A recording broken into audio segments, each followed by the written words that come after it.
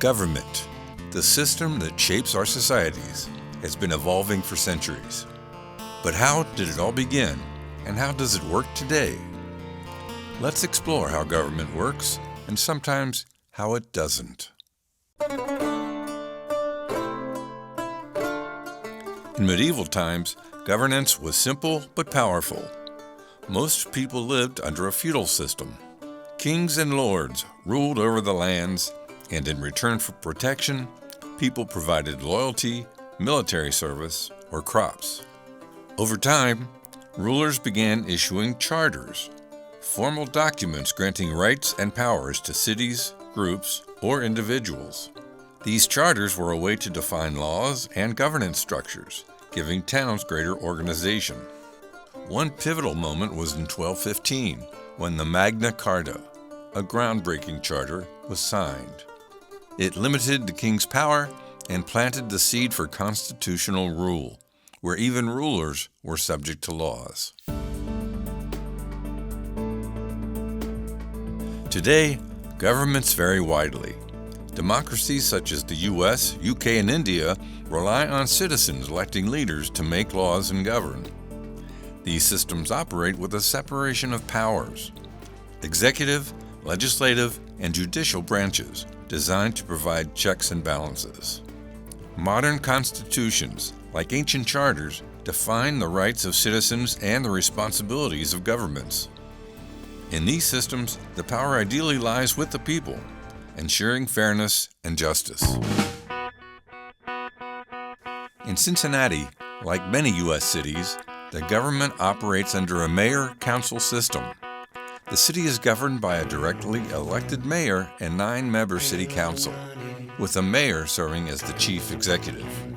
The council members are elected at large, and they set city policies and oversee budgeting. Cincinnati also employs a city manager, appointed by the mayor with council approval, who handles the day-to-day operations of the city and implements the council's policies. This blend of elected leadership and professional management helps balance political accountability and administrative efficiency.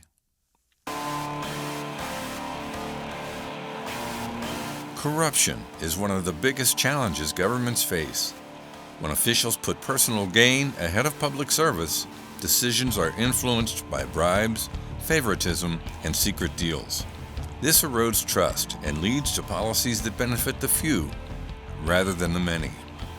Throughout history, individuals with self-serving or malicious intent have sought and gained power, much to the detriment of the citizens they're supposed to serve. Another issue is corporate influence. Large corporations, with their vast resources, often lobby governments to push policies that serve their interests, whether it's favorable tax laws, deregulation, or subsidies. While lobbying can be legitimate, it can also create an uneven playing field where corporate interests far outweigh the needs of citizens.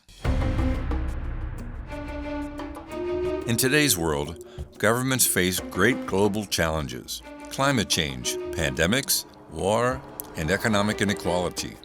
These problems require international cooperation and a commitment to public good over personal gain. International organizations like the United Nations exist to bring governments together to collaborate on these pressing issues. But corruption, corporate influence, and bad actors often undermine the efforts to solve global problems, delaying or derailing progress. Government is meant to serve the people. When it works, it provides structure, security, and opportunities for everyone. But when it doesn't, it can become a tool for the few to control the many. As citizens, we have a responsibility to hold governments accountable, to push for transparency, and to ensure that those in power act with integrity. The Charter Committee of Cincinnati is committed to building governments that work and fighting against those that don't.